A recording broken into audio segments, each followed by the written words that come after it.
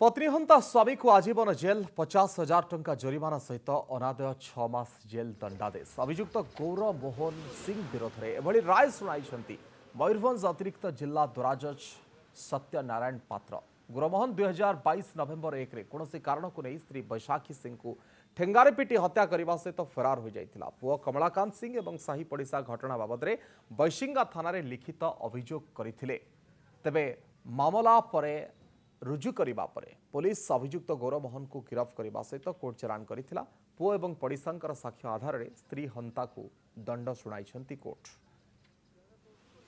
आमर अतिरिक्त जिला दौराज प्रथम सत्यनारायण पात्र एसटी केस नंबर 85/23 रे 302 दफा रे आसामी गौरव मोहन सिंह को आजीवन कारादंड सहित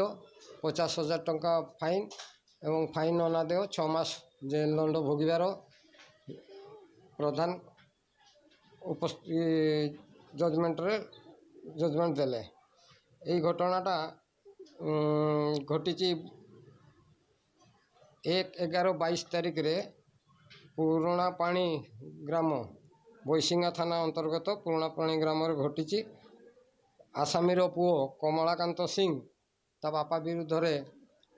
इतला दायर करथिले एवं साक्षी एवं कागजपत्र डॉक्यूमेंट सहित एवं मेडिकल रिपोर्ट सहित तर्जमा करी